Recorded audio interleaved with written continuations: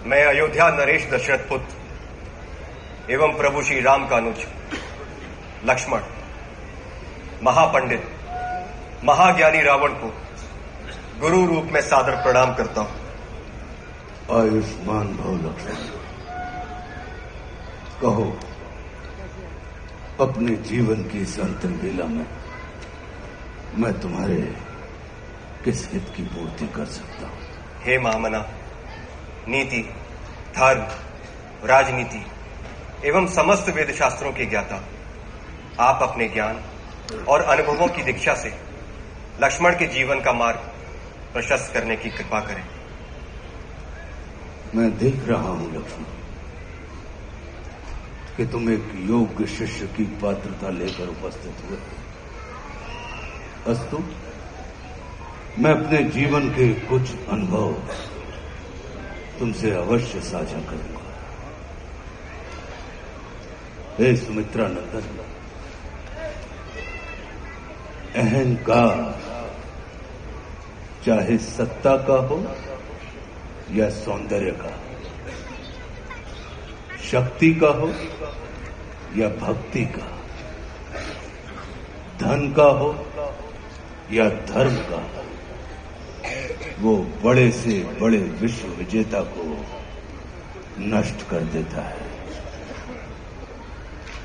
इसका प्रत्यक्ष उदाहरण ये त्रिलोक विजेता, विद्या विशारद, महापंडित रावण है। अहंकार में तीनों गए, कुल, गौरव और वंश। ना मानो तो देख लो इस रावण का अंत। लक्ष्मण, रावण को अपने ज्ञान का अहंकार था और तुम्हारे भाई राम को अहंकार का ज्ञान था। लक्ष्मण, जीवन में सफल होने के लिए शत्रु दृष्टि और मित्र दृष्टि का भेद आना अनिवार्य है। मित्रता भले ही अपने समतुल्य या अपने से निम्न स्तर के व्यक्ति के साथ कर लेना, किंतु शत्रुता सदैव अपने से योग्य व्यक्ति के साथ ही ठानना। क्योंकि ये जगत हमारे व्यक्तित्व का आकलन हमारे मित्रों को देखकर नहीं, हमारे शत्रुओं को देखकर लगाता है। जितना बड़ा और गरिमापूर्ण हमारा शत्रु होता है, उतने ही बड़े और गरिमापूर्ण की ख्याति को हम प्राप्त होते हैं। देखो ना, इस जगत ने जो कुछ राम से जुड़कर प्राप्त नहीं किया, उसे रावण ने राम से लड़कर प्राप्त कर लिया। लक्ष्मण, वे हमारे शत्रु ही होते हैं जो हमारे अंदर सुप्त पड़ी हुई ऊर्जा को जागृत करने का कार्य करते हैं। हमारा शत्रु ही होता है जो हमें असुरक्षा से निकालकर सुरक्षा में जाने की प्रेरणा देता है। वो हमारा शत्रु ही होता है जो हमें अपने सीमित वृत्त से निकालकर अपने वृत्त को असीमित करने की प्रेरणा देता है। इसलिए शत्रु तिरस्कार का नहीं, नमस्कार का पात्र होता है। कभी अपने शत्रु को नमस्कार करके देखना, वो तुम्हारा परिष्कार कर देगा। लक्ष्मण,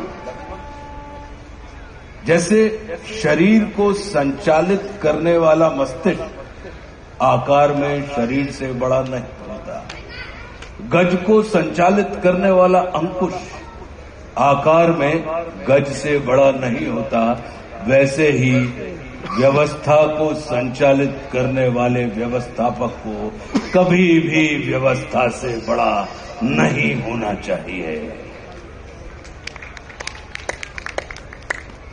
ये सारा नीति ज्ञान तुम्हारे भाई श्री राम तुम्हें स्वयं दे सकते थे, किंतु उन्होंने तुम्हें मेरे पास भेजा। जानते हो क्यों? लक्ष्मण, मेरी संस्कृति असुर की है, लेकिन मैं प्रकृति से एक तपस्वी हूं, साधक। और किसी भी व्यक्ति को अपने अंतिम समय में अपनी संस्कृति के अनुसार नहीं, अपनी प्रकृति के अनुकूल कर्म करने चाहिए, तब उसे मृत्यु नहीं, मुक्ति प्राप्त होती है। और राम रावण को मारना नहीं, तारना चाहते हैं।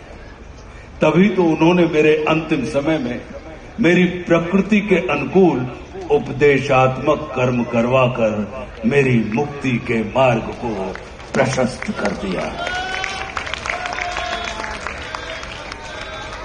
आने वाले समय में ये जगत कहेगा कि त्रिलोक विजेता, विद्या विशारद, महापंडित रावण की पराजय का एकमात्र कारण है कि उसके पास लक्ष्मण जैसा भाई नहीं था। लेकिन इस जगत को ये स्मरण रखना चाहिए कि लक्ष्मण जैसा भाई प्राप्त करने के लिए व्यक्ति को रावण नहीं, स्वयं राम बनना पड़ता है। सदैव अपने भाई राम के अनुगामी रहना।